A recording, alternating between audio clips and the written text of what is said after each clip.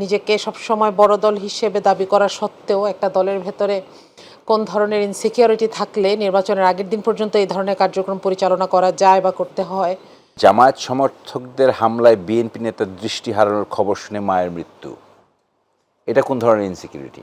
যে 50 লাখ টাকা নিয়ে কেউ ধরা পড়েছে, কেউ 10 লাখ টাকা নিয়ে কোন স্বতন্ত্র প্রার্থীকে ধরা পড়েছে, তারপরে আপনার 7 লাখ টাকা নিয়ে কে ধরা পড়েছে, আবার কেউ টাকা দিতে গিয়ে সংবাদ মাধ্যমকে দেখে দৌড় দিয়েছে।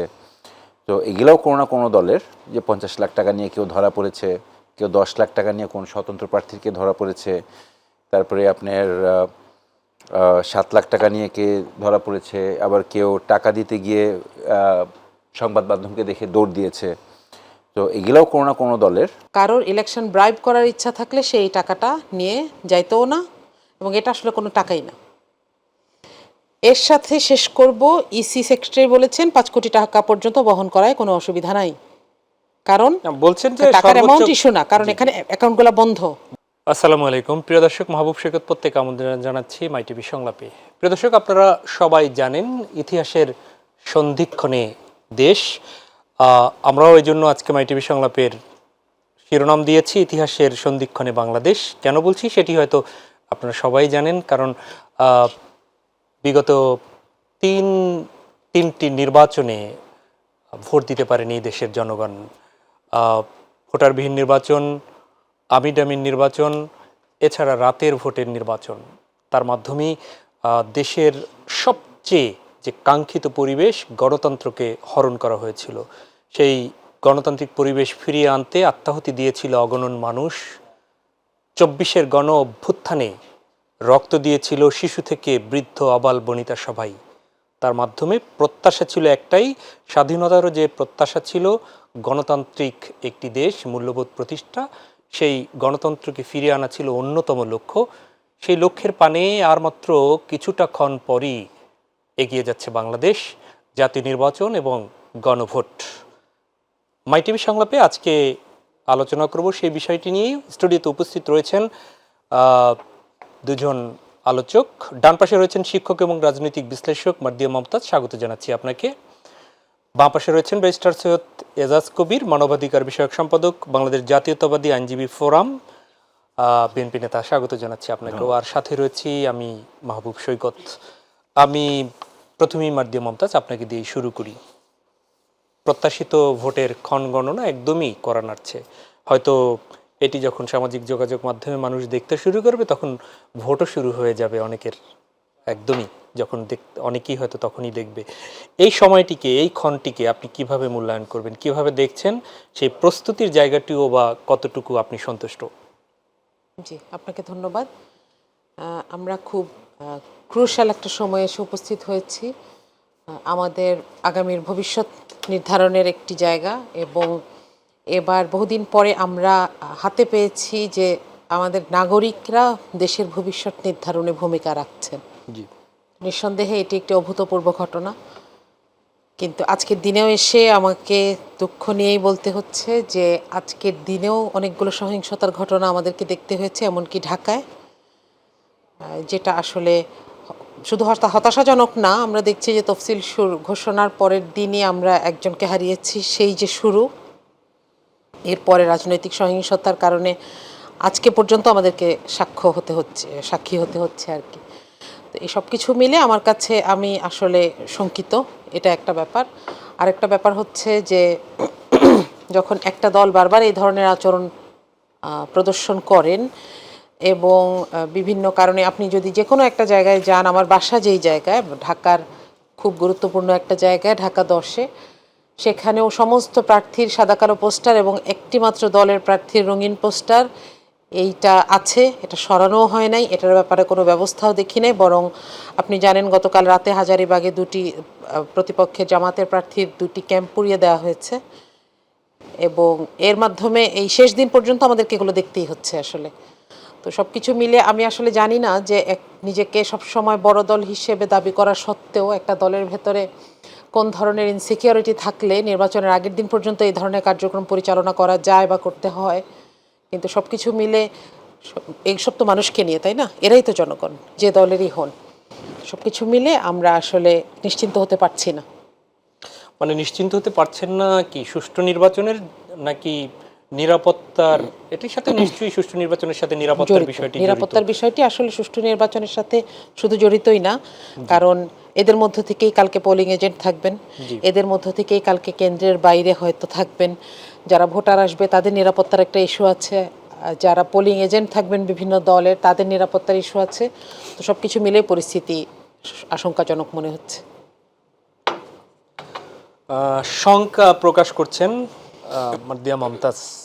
ব্যারিস্টার সৈয়দ এজাজ কবির শঙ্কা থেকে কি আরেকটি বিষয় বলেছেন, অনেকগুলো অভিযোগ করেছেন, অনেকগুলো শঙ্কা প্রকাশ করেছেন, তার মধ্যে ইঙ্গিত তো বিএনপির দিকেই দিয়েছেন। এবং বিএনপি কি এখনো নিরাপদ, মানে ইনসিকিউরিটি কেন বিএনপির মধ্যে, এটি প্রশ্ন তিনি তুলেছেন। কোন কোন কি কারণে তারা এটি করছেন?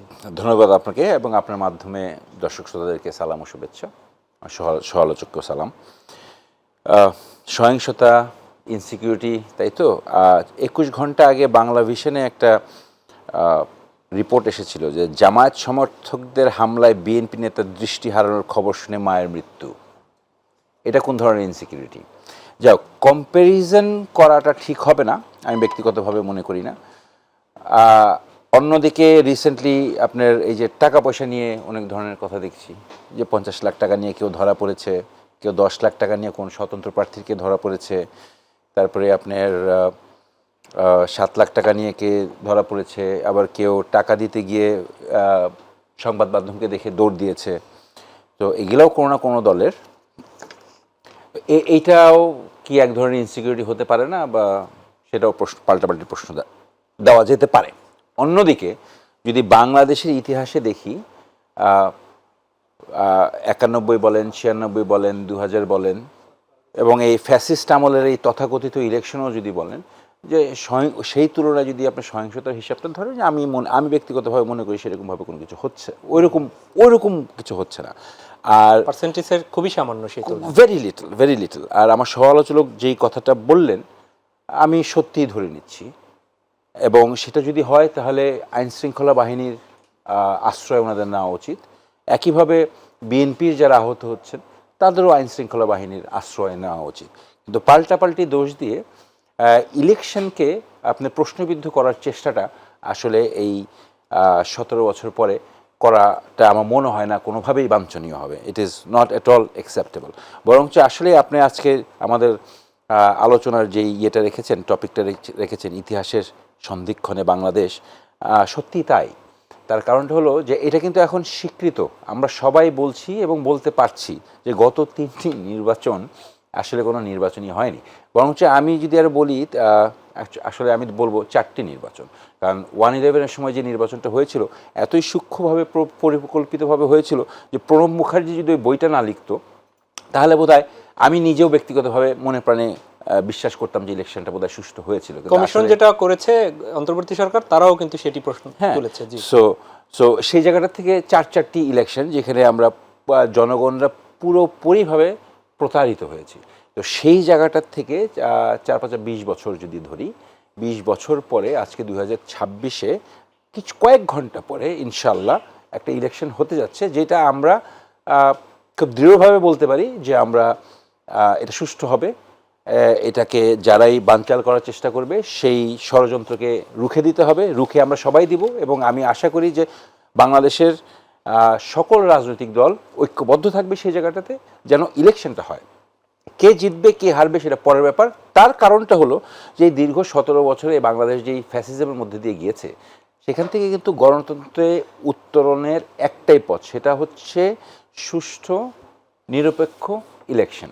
হ্যাঁ, এখন অনেকে অনেক সময় বলতে পারে যে নিরপেক্ষ কি না। আমি আগেও অনেকবার বলেছি যে আসলে নিরপেক্ষ বলতে কোনো ব্যক্তি নেই। আমি ম্যাডাম খালেদা জিয়ার সঙ্গে আমি একমত, পাগল আর শিশু ছাড়া। কিন্তু যারাই দায়িত্বে থাকবেন তারা প্রত্যেকে যদি পেশাদারিত্বের সাথে কাজ করেন তাহলে ইলেকশনটা অবশ্যই নিরপেক্ষ হবে। এটা এখানে পেশাদারিত্বের ব্যাপার। এখানে সেই পেশাদারিত্বের মনোভাবটা কতটুকু দেখছেন, ঘাটতি কি দেখছেন? না, আমি ঘাটতি এখন পর্যন্ত কোনো কিছু মেজর কোনো ঘাটতি এখন পর্যন্ত দেখছি না।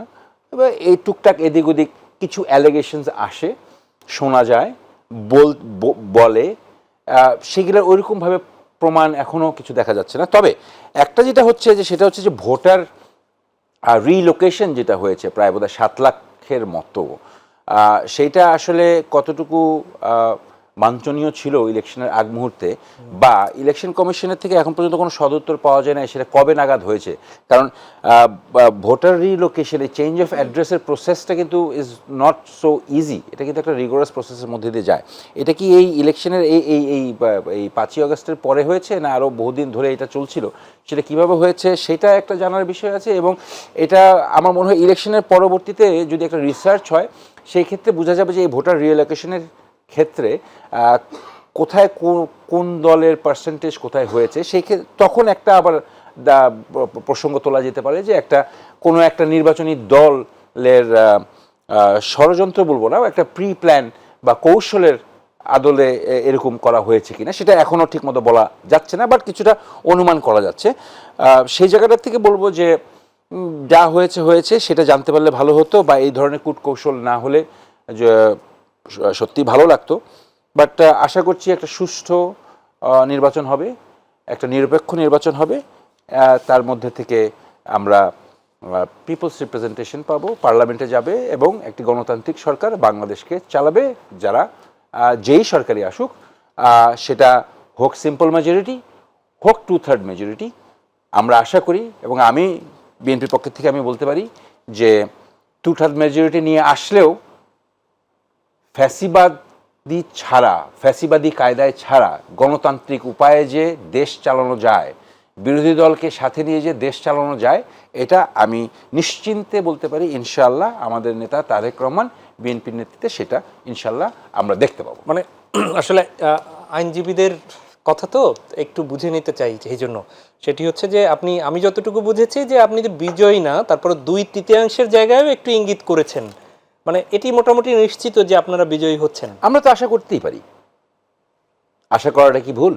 না, অবশ্যই না, আমরা আশা করতেই পারি, কিন্তু সেটি যদি 2/3 জায়গায়ও যদি হয়, জি জি জি সেই ক্ষেত্রে বলছি যে আগেই আওয়ামী লীগ উত্তর আমলে দিয়ে দিলেন। আমরা যেটা দেখেছি যে 2/3 নিয়ে সংবিধানকে যেভাবে কাটছাট করে একটা ফ্যাসিবাদের দিকে চলে গিয়েছিল, যে কিন্তু আমি সেটা বলতে চাচ্ছি যে 2/3 যদি হয়, যে গণতান্ত্রিক ভাবে কিভাবে দেশ চালানো যায় 2/3 শক্তিশালী হয়েও, সেটা আমার বিশ্বাস করি আমাদের নেতা তারেক রহমানের নেতৃত্বে সেটা আমরা দেখব যে না, যে বিএনপি কিভাবে দেশ চালায়, বিএনপি সবসময় গণতন্ত্রের পক্ষে ছিল, গণতন্ত্র এনেছে, একদলীয় শাসন থেকে গণতন্ত্র এনেছে বিএনপি, এবং প্রেসিডেন্ট থেকে প্রাইম মিনিস্টারের ফর্মে এনেছে বিএনপি, এবং আমাদের তারেক রহমানের নেতৃত্বে আমরা এগেন আরেকটা ইতিহাস ইনশাল্লাহ রচনা করতে যাচ্ছি।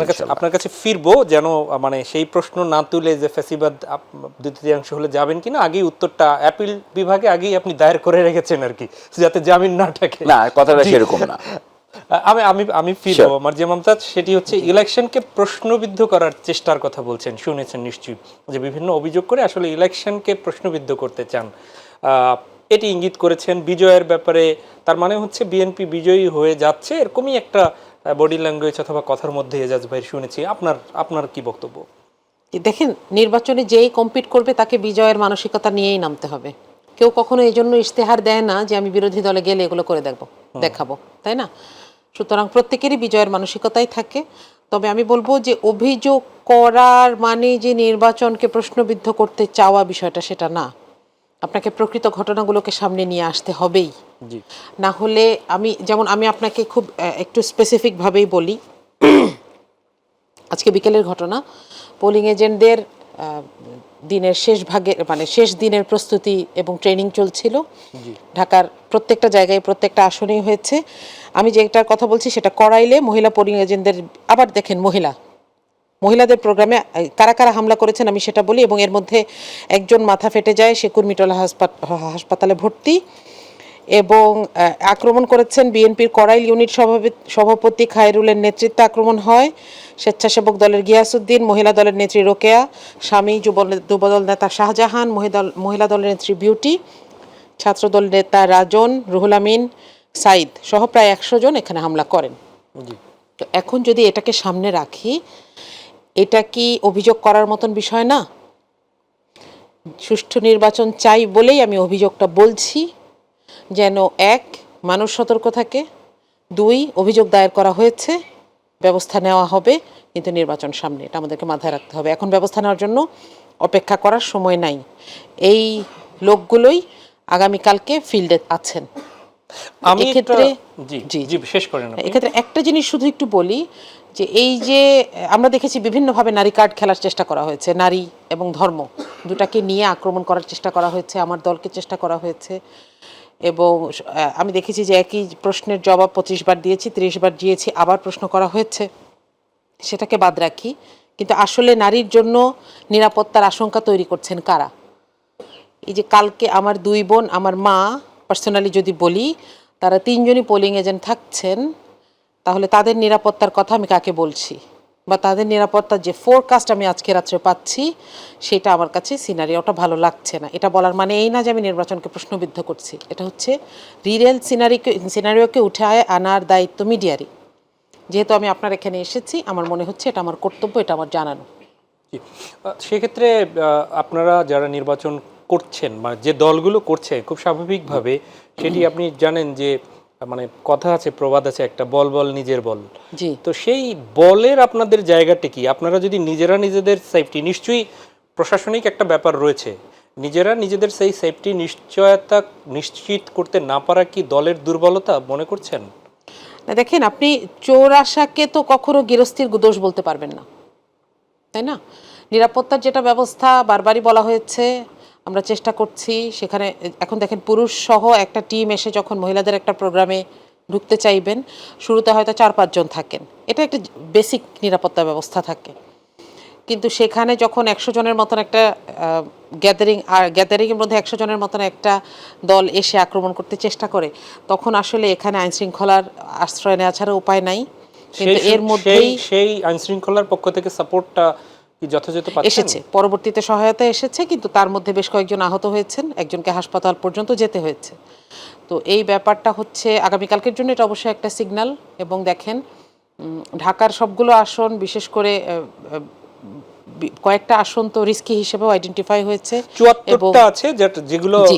কেন্দ্র, যেগুলোকে বলা হচ্ছে অতি সংবেদনশীল বা জি। ঝুঁকিপূর্ণ, অতি, কিন্তু মধ্যম সারির ঝুঁকিপূর্ণও রয়েছে। তো আগে আমরা শুনতাম যে এগুলো গ্রামে হচ্ছে, মফস্বলে হচ্ছে। তো এখন আসলে ঢাকাতেও এগুলাতে কেউ পিছপা হচ্ছেন না, এই জিনিসটা আশঙ্কার। আর আপনি যেটা বলছিলেন যে নির্বাচনকে প্রশ্নবিদ্ধ আসলে এই আচরণগুলা করে, এর ব্যাপারে অভিযোগগুলা নির্বাচনকে প্রশ্নবিদ্ধ করে না। ওকে, আমি আবারও এজাজ ভাই সেই জায়গাটায় আসি। সেটি হচ্ছে যে এই যে ঘটনাটি বললো, এটি খুবই সেন্সিটিভ একটি জায়গার বা আসনের ঘটনা, এটি ঢাকা 17-র ঘটনাটি বললেন।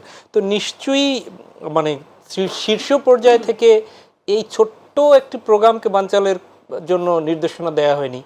তো এই যে হয়তো অতি উৎসাহী যে কাজগুলো যদি কোথাও হয়ে থাকে, সেটি আসলে বন্ধের কোনো সুযোগ কি আছে?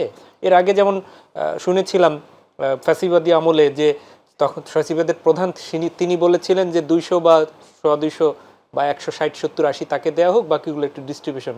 কিন্তু কিছু কিছু কর্মকর্তা বলছে না, সবই নিয়ে নেই, এরকম গল্পটা আপনারা জানি।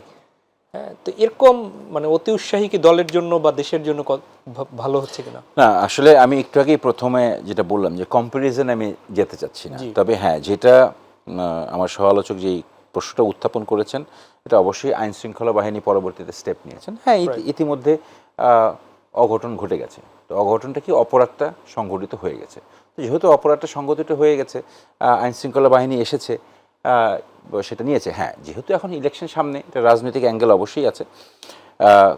বাট এটা কারা করেছে, এটা আমার মনে হয় আইন শৃঙ্খলা বাহিনী খতিয়ে দেখুক।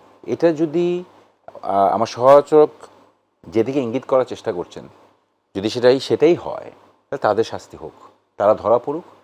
এটা কোনো দলের কারো কিছু আসে যায় না, কারণ তারা কোনো দলের না। কারণ এটা যদি কোনো দলের হয়ে থাকে, তাহলে তারা সেই দলের শুভাকাঙ্ক্ষী না, তারা সেই দলের একনিষ্ঠ কর্মী না। আর এটা কি তারা দলের, না দলের নামে অন্য কেউ, না ছদ্মবেশে অন্য কেউ, না এটা রিভার্স সাইকোলজিক্যাল গেম, সেটা একটা দেখার বিষয় আছে। তো সেই জায়গাটায় আমি আইন শৃঙ্খলার হাতেই ছেড়ে দিতে চাই। আর যে সহিংসতার কথাটা যেটা আবার পাল্টা হয়ে আসলো, যে নারীদের কথা আমি আজকে তুলতেই চাচ্ছিলাম না, কথা বলতেই চাচ্ছিলাম না, ধর্মের কথাও আমি তুলতে চাচ্ছিলাম না, বলতেও চাচ্ছিলাম না, বলবোও না। তবে ধর্মের কথাটা যেহেতু বলেই ফেলছে বলবো। তার আগে আমি বলতে চাই, এই যে দেখেন কুমিল্লায়, এটা যমুনা টেলিভিশনের নিউজ, কুমিল্লায় জামাত নেতার মৎস্য প্রজেক্ট থেকে ককটেল তৈরির সরঞ্জাম উদ্ধার। এটা কিসের আলামত?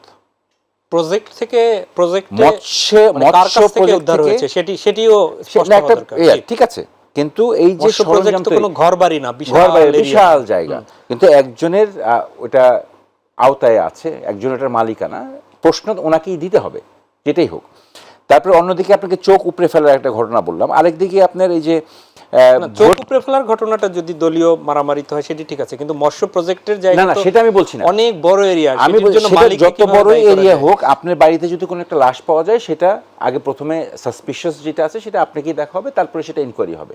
কিন্তু এইগুলা কিসের আলামত? ভোট কিনতে এসে জামাত নেতা ধরা খাচ্ছেন, এয়ারপোর্টে ধরা খাচ্ছেন। সো এই ধরনের বহু আলামত আছে, এইগুলা কিন্তু ইঙ্গিত করা গেলে করা যেতেই পারে, কিন্তু ইলেকশনের আগে এক এক প্রার্থী এক এক রকম, এক এক ধরনের চিন্তা ভাবনা, দলের পক্ষে সেগুলা হয়তো বা করা সম্ভব না, কিন্তু তারপর এগুলা অনাকাঙ্ক্ষিত, এগুলা আমরা কেউই চাই না। কিন্তু এর মানে এই না যে ইলেকশনের আগে এটা নিয়ে মানে কথা বলা যাবে না, বা আপনার এটা নিয়ে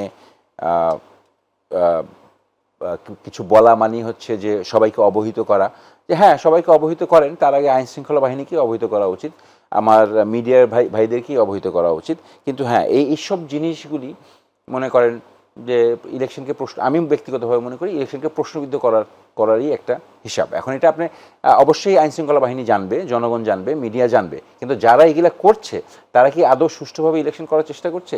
কোনো ইনসিকিউরিটির জন্য তারা এই কাজগুলি করছে, না কোনো ষড়যন্ত্রমূলকভাবে ইলেকশনকে প্রশ্নবিদ্ধ করার জন্য এই কাজগুলি করছে? এই প্রশ্নটা রয়েই যায়। জি এজাজ ভাই, আপনি দুটি একদমই প্রাসঙ্গিক, যদিও একদম বিমানবন্দর থেকে টাকা আটকের ঘটনা বলছেন, কুমিল্লার যে ঘটনা বলছেন, কিন্তু এর তো বিহাইন্ড দ্য সিন আমরা এখনো জানি না। এক্স্যাক্টলি।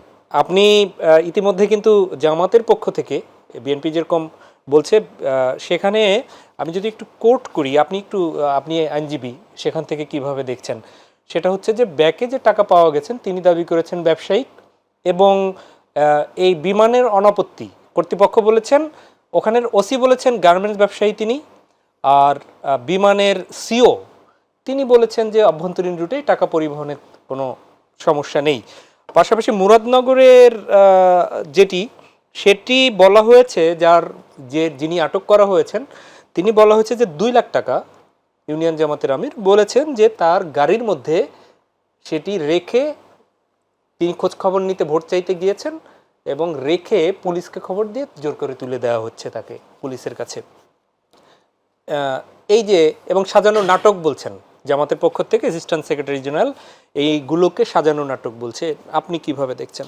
2 লক্ষ টাকার কথা যদি বলি, তো এটা ওনার গাড়িতে যে 2 লক্ষ টাকা আছে, এটা আমার আপনার জানার কথা না, কেউ না কেউ এই ইনফরমেশনটা দিয়েছে।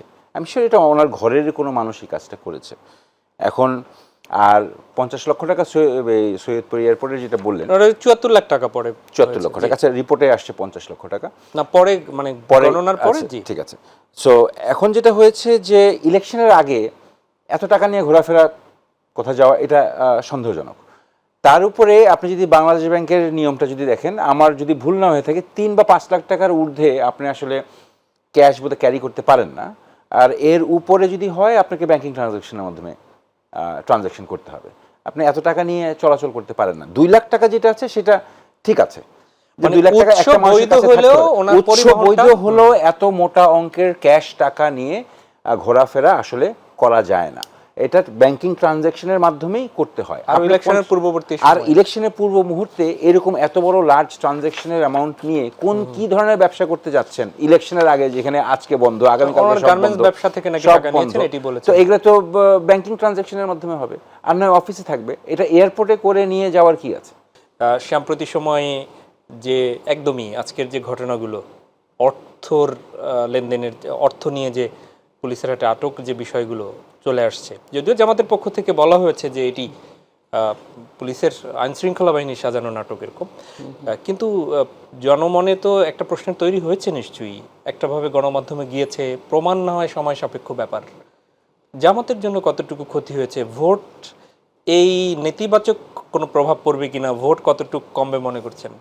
আচ্ছা, এখানে একটা কথা বলি, আমি যদি ঘটনার প্রভাবটাকে একটু চিন্তা করি, সেটা জি। হচ্ছে তিনি ঢাকায় এয়ারপোর্ট থেকে অনাপত্তিপত্র গ্রহণ করে তারপরে লিগ্যালি এই টাকাটা ক্যারি করছিলেন।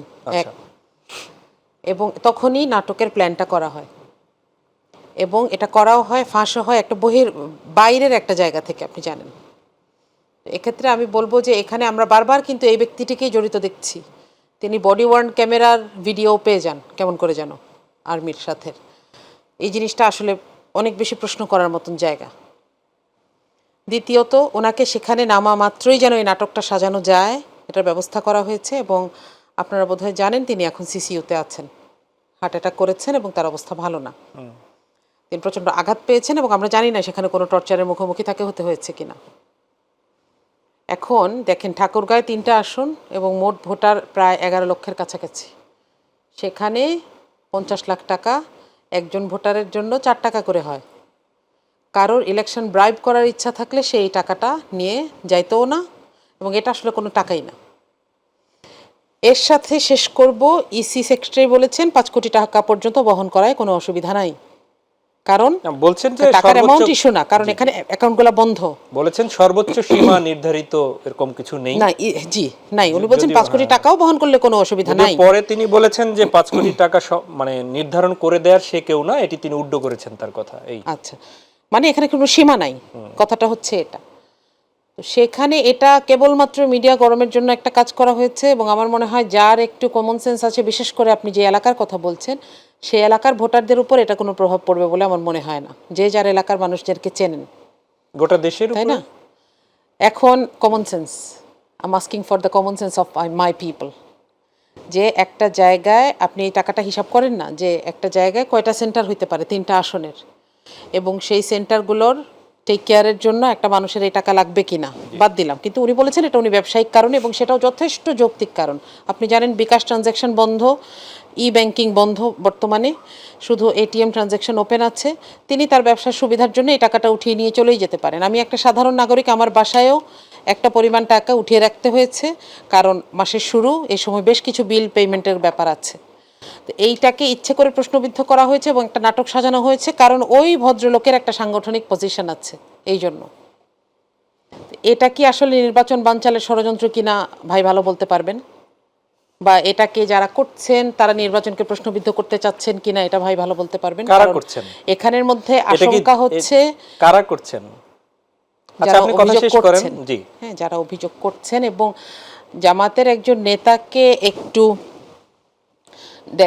ডাউন দেখাতে পারলে, যাদের একটু মনে হচ্ছে যে তারা একটু শপিং করতে পারছেন, একটু ইমেজ শপিং করতে পারছেন, এটা মনে হয় তাদের মনে হতে পারে।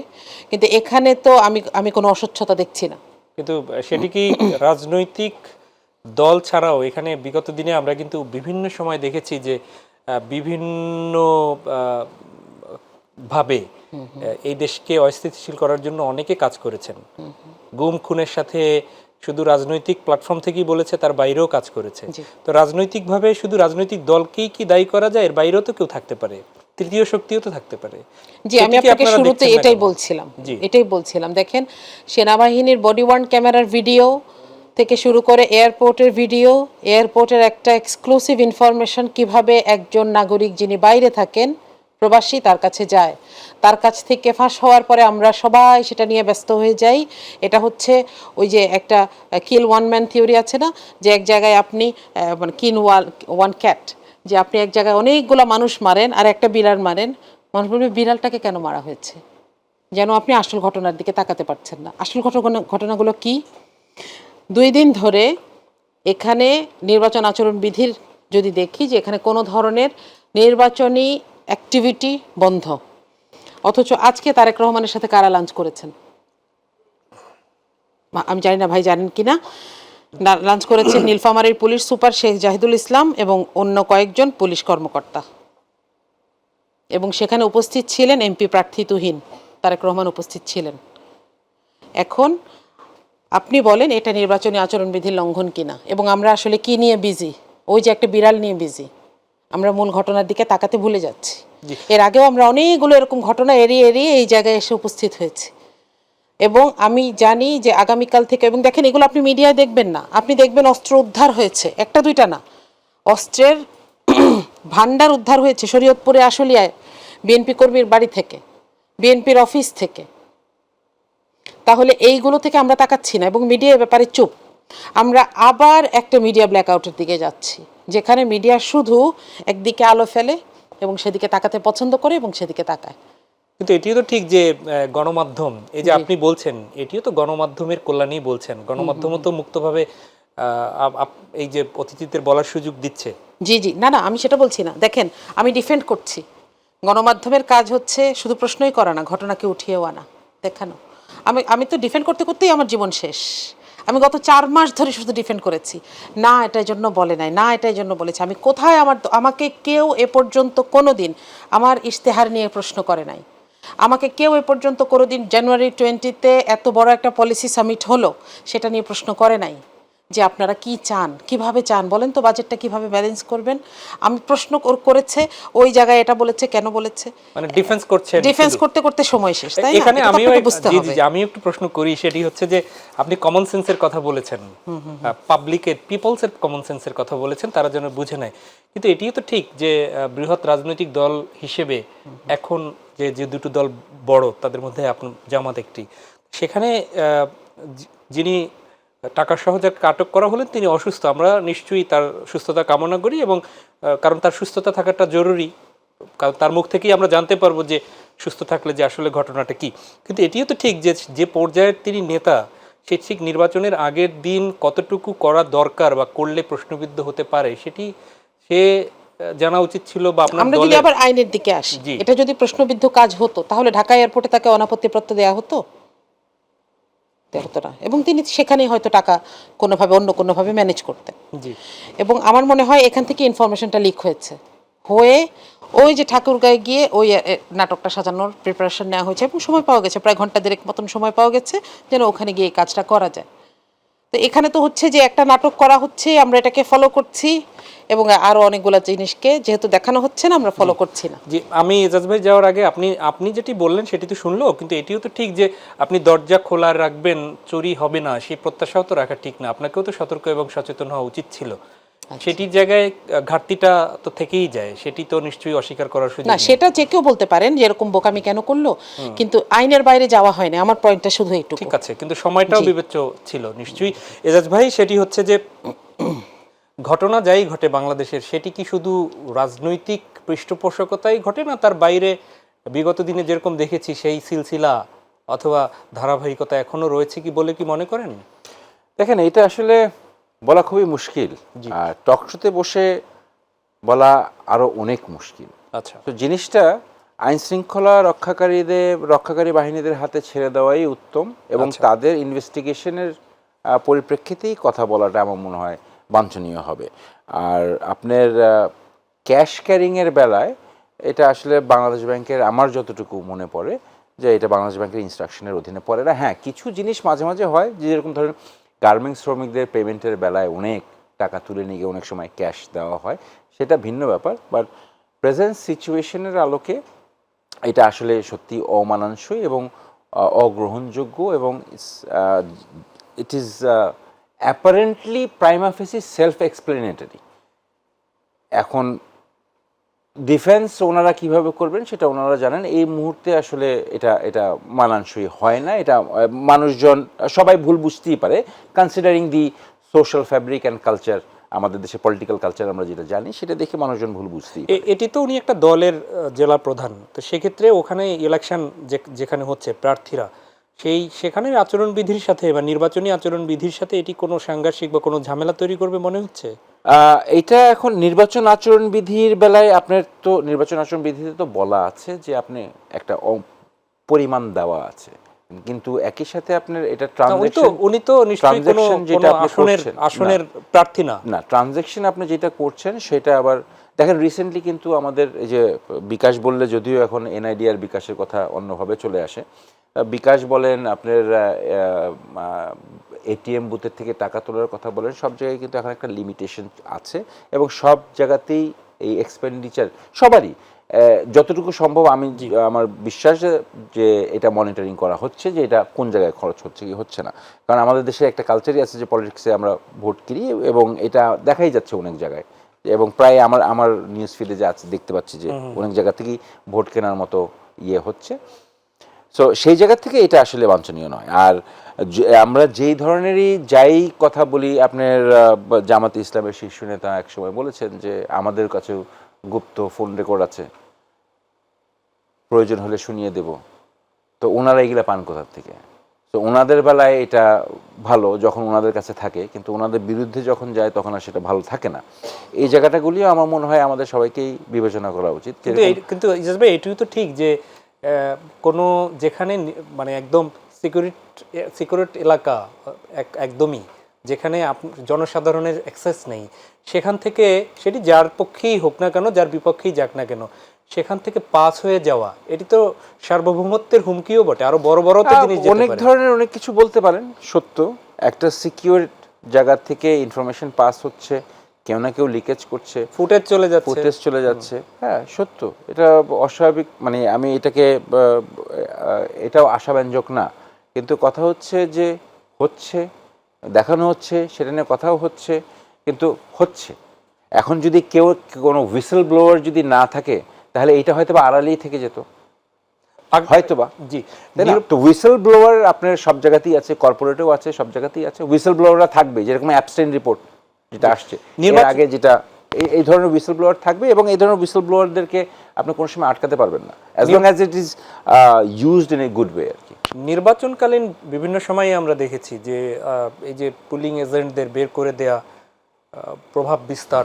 এবার যদিও বলা হয়েছে পুলিশের পক্ষ থেকে যে শুধু কেন্দ্র নয়, ওই আসনের ভোটই গ্রহণী স্থগিত হয়ে যেতে পারে এরকম, কিন্তু তারপরও কি মনে করেন যে এটি থেমে থাকবে?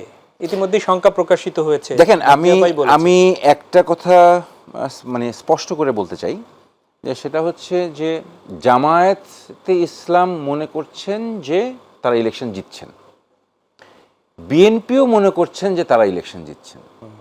সো আমার মনে হয় না কারোর এই ভোট কেন্দ্র দখলবাজি করতে যাওয়ার কোনো প্রয়োজন আছে। সেই যাবে দখল করতে যার ওই আমার আপা যেটা বললেন যে ইনসিকিউরিটি আছে, সেই যাবে। তো যেখানে দুই দলই মনে করছে যে তারা জিততে যাচ্ছে, তো সেখানে কেন আশঙ্কা? বিএনপির তরফ থেকে তো এখনো ওইরকম কিছু বলা হয়নি। এবং দেখেন, যদি বাংলাদেশের ইতিহাসে যদি পলিটিক্যাল পার্টিগুলি যদি দেখি, জামাতে ইসলাম কিন্তু আপনার জাতীয় পার্টিকে বাদ দিলে থার্ড, জাতীয় পার্টিকে ধরে রাখলে ফোর্থ, যদি সিটের ব্যবধানে আসি এবং ভোটের ব্যবধানে আসি। তো সেই জায়গাটার থেকে এখন ইন অ্যাবসেন্স, যে সেটি তো 17 বছরের আগের হিসেব, 17 বছরের আগের হিসেবে ধরছি। হ্যাঁ, এখন যেটা হচ্ছে আমরা দেখতে পাচ্ছি যে বিএনপি একটা বটবৃক্ষ, জামাতও একটা পলিটিক্যাল বটবৃক্ষ হয়ে দাঁড়িয়েছে এবং পাল্লাপাল্লি করছে সেই জায়গাটাতে। এখন এমন একটা জায়গায় এসে ভোট কেন্দ্র দখল করতে যাবে বিএনপি, এটা কোনোভাবেই বিশ্বাসযোগ্য না। কারণ বিএনপি মনে করছে, তো বিএনপি অতীতে ক্ষমতায় ছিল, সামনেও বিএনপি মনে করছে, এবং আমরা আশাবাদী যে আমরা ক্ষমতায় যাব। তো আমরা কেন ভোট দখল করতে গিয়ে নিজেদের ইয়েটাই নিজেরা নষ্ট করবো? This is number one question. Number second question হচ্ছে যে সেটা হচ্ছে যে আমরা দেখতে পাচ্ছি যে অনেকেই পায়ে পড়ে ঝগড়া করার চেষ্টা করছে, এবং BNP since after 5th August অনেক কিছুই সহ্য করে যাচ্ছে, অনেক কিছুই মেনে যাচ্ছে, অনেক কিছুতেই ধৈর্য ধরে যাচ্ছে। হ্যাঁ, তো কেন? কারণ ওই একটাই, কারণ বিএনপি কোনোভাবেই এমন কিছু করতে চাচ্ছে না যেখানে বিএনপির দিকে পয়েন্ট করা হোক, যেখানে নির্বাচন প্রশ্নবিদ্ধ হোক।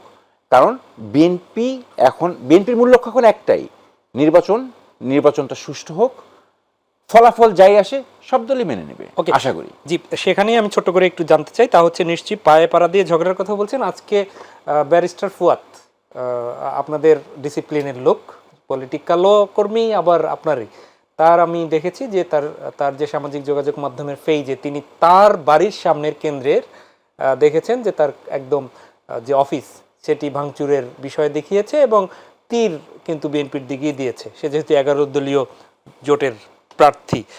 এখন এগুলো কি নেতার কাছে একটু ভালো হওয়ার জন্য কেন্দ্রে আমার কেন্দ্রে বেশি ভোট দেখাবো, এরকম তো কিছু লোকজন আছে, সেটি দমাবেন কি করে? আর না আপনি এটা হতেও পারে, এটা হতেও পারে। আমি আবার বললাম যে এটা সবচেয়ে বড় হলো যে আইন শৃঙ্খলা বাহিনীর হাতে ছেড়ে দেওয়া উচিত। এটা কি ছলে বলে কৌশলে অন্য কেউ করছে, হেলমেট পরে করছে, মুখোশ বেঁধে করছে, না জিন্দাবাদের স্লোগান দিচ্ছে, না আল্লাহু আকবার স্লোগান দিচ্ছে, না জয় বাংলা স্লোগান দিয়ে কাজ করছে? এটা আসলে করাই উচিত। আইন না, শৃঙ্খলা উনি নাম একদম নাম মেনশন করে দিয়েছেন। হ্যাঁ ঠিক আছে, উনি নাম মেনশন করে এবং ওনার কাছে ফুটেজ আছে উনি বলেছেন। কমপ্লেন করুক, ইসির কাছে কমপ্লেন করুক। ইসি যদি কোনো গ্রহণ না করে, ব্যবস্থা গ্রহণ না করে, তখন হি ক্যান কমপ্লেন। মানে দল এই অন্যায়কে না সাপোর্ট না, করবে না, কোনোভাবেই কোনো দলই এই অন্যায়কে সাপোর্ট করা উচিত না। বরং আপনাকে আমি আরেকটা বলি যে এই গতকালকের রিপোর্ট জনকণ্ঠে আসছে যে সেনাবাহিনীর পরিচয়ে চাঁদাবাজির সময় যুবলীগ নেতা গ্রেফতার। তো কত জায়গায় যে কত কিছু হচ্ছে, এটা কিন্তু জনকণ্ঠের নিউজ গতকালকে। কত জায়গায় যে কত কিছু হচ্ছে, এটা কিন্তু সত্য যে নির্বাচন বানচাল করার জন্য একটা ষড়যন্ত্র করছে, এখনো আছে, এখনো চলছে। ওকে, সেই জায়গা, সেই মহলটা কে বা কারা, সেটা আইন শৃঙ্খলা বাহিনী যদি তৎপর থাকে, তাহলে তারা সেই ষড়যন্ত্রটা করতে পারবে। একদমই। ভোটের এখনো কি সংখ্যা দেখেন? না, নির্বাচন না হওয়া বা এ ধরনের সংখ্যা দেখি না, সহিংসতার সংখ্যা দেখছি। সহিংসতার সংখ্যা, তারপরও তো ভোটটা আশা করছি হয়ে যাবে। সেখানে মানে একদম সরকার গঠন করার মতো জামাত কি সেরকম আসন জেতার মতো সক্ষমতা আছে, মানে তৈরি হয়েছে তাদের কতটুকু? আসলে এটার ব্যাপারে আমার জবাব সিম্পল, সেটা হচ্ছে যে জামাত চায় একটা সুন্দর নির্বাচন, গ্রহণযোগ্য নির্বাচন, এবং এটার পরে যদি একটাও সিট না পায়, then they will be happy and go back to their works. Okay, কারণ এখানে যুদ্ধটা তো আসলে যুদ্ধ না, যুদ্ধটা তো হচ্ছে জনমতের। যদি ট্রু জনমত আসে এবং দেখা যায় যে আমার পক্ষে জনমত আসে নাই, আমার তো এখানে মারামারির কিছু নাই, এটাকে মেনে নিয়েই জামাত তার কাজে ব্যাক করতে চায়। কিন্তু একটা অনিরাপদ নির্বাচন আসলে আমাদের দেশের জন্য, মানে এখন আমরা এমন একটা জায়গায় এসে দাঁড়িয়েছি যে আমরা আর এর বেশি এফোর্ড করতে পারবো না, তাই না? আমরা এত বেশি রক্তপাতের মধ্য দিয়ে এখানে এসে দাঁড়িয়েছি, এত বেশি ত্যাগের মধ্য দিয়ে এখানে এসে দাঁড়িয়েছি যে আমাদের পক্ষে আর পিছনে যাওয়ার কোনো জায়গা নাই। এটাই হচ্ছে একমাত্র আমার বক্তব্য। সেই কাঙ্ক্ষিত ফলাফল যদি আপনারা পেয়েই যান, সরকার গঠনের সুযোগই পান, সেক্ষেত্রে তো একদমই এখন বলা যায় যে মানে সেই সময়টিও নেই যে অনেক বেশি সময় আছে, তা না। সরকারের পক্ষ থেকে বলা হয়েছে সর্বোচ্চ 18 তারিখ পর্যন্ত সরকার গঠনের। তাহলে সেই সরকার গঠনের প্রক্রিয়াটা সেটি কি জামাত সম্পন্ন করেছে? কে কিভাবে এই সরকারের স্টেক হোল্ডার হবে, এই সরকারের জামাতের সরকারের 11 দলের সরকারের প্রধানমন্ত্রী কারা হবে, অন্য কারা হবে, মন্ত্রিত্ব কারা পেতে পারেন, এরকম কি কোনো আউটলাইন এখনই তৈরি হয়েছে? আচ্ছা, দলীয়ভাবে এরকম একটা আউটলাইন হয়েছে। আমি যদিও সেই টিমে কাজ করি না, কিন্তু আমরা যেটা দেখেছি, আপনারা মিডিয়াও দেখেছেন, বেশ কিছু জায়গায় নির্বাচনী সফরে গিয়ে জামাতের আমির কাউকে মন্ত্রী হিসেবে ঘোষণা দিয়ে এসেছেন। এবং এটার আরেকটা আউটলাইন এসেছিল জানুয়ারি 20-তে পলিসি সামিটে। এখানে দেখানো হয়েছে যে কে কোন ফিল্ডে কাজ করবেন। তো আমার মনে হয় এই জায়গাটা রেডি। এই জায়গাটা যদি রেডি হয়, সেক্ষেত্রে বিএনপি দাবি করছেন যে তারা 4 বারের রাষ্ট্র পরিচালনার দল। জামাত তো সরকারে বিএনপির সাথে ছিল, নিশ্চয়ই একটি বিষয় আছে, কিন্তু একদম নেতৃত্ব দিবে দেশের, সেরকম ম্যান পাওয়ার তাদের হাতে কি তৈরি আছে? দেখেন, বাংলাদেশের পরিপ্রেক্ষিতে আমি এখনকার বিএনপির কথা বলছি না। আপনি দেখেন 91-এ বেগম খালেদা জিয়ার হাতে কি ছিল? তাকেও জিরো থেকে শুরু করতে হয়েছিল। প্রত্যেককেই কখনো না কখনো জিরো থেকে শুরু করতে হয়। আপনি যদি দেখেন যে এখনও বিএনপির যে বডি, সেখানে জনাব তারেক রহমান, তিনি বাংলাদেশে কখনো কোনো ইলেকশন করেনি নাই, তাই না? অথবা এমপি, অন্তত এলাকা পর্যায়েও কোনো দায়িত্বে ছিলেন না। তো সেক্ষেত্রে আমার মনে হয় এটা সবার জন্যই একটা স্টার্ট। এবং এখানেই প্রশ্নটা আসে যে ভাই যেটা বলছিলেন যে যেই সরকারে যাক, তারই কিন্তু সহযোগিতা লাগবে।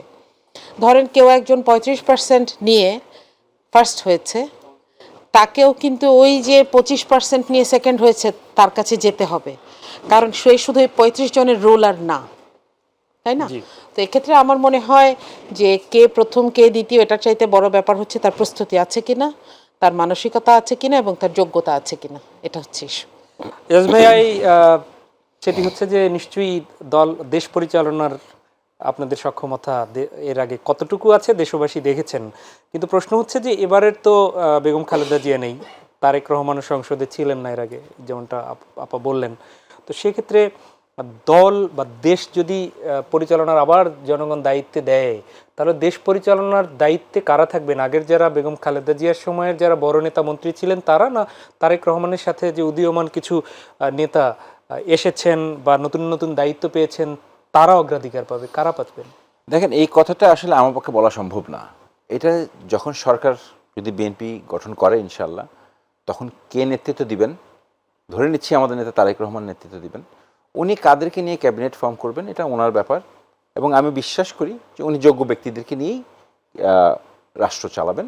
এবং ওনার আশেপাশে এখন যথেষ্ট যোগ্য ব্যক্তিদেরকেই আমরা দেখতে পাচ্ছি। এবং এমপি ইলেকশন যারা করছেন এখন বিএনপি থেকে, তারা অনেকেই যোগ্য বিধায়ী তাদেরকে দেওয়া হয়েছে। এখন রাজনৈতিক মাঠে যোগ্যতা নানা কারণ নানাবিধভাবে বিবেচনা করা হয়, কিন্তু আমরা অনেকটা রাজনীতিতে না নেগেটিভ দিকটাই বেশি তুলে ধরতে চাই, পজিটিভ দিকটা না নিচে পড়ে যায়। কিন্তু অনেকেরই সবারই পজিটিভ দিক আছে।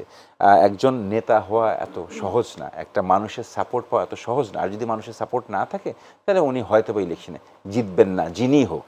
আর আমি আপার কথা, দুটা কথা আমি রিফিউট করতে চাই। সেটা হচ্ছে যে একটা হলো যে 35% নিয়ে যিনি জিতবেন তাকে 25%-এর কাছে যেতে হবে, কথাটা সেরকম না।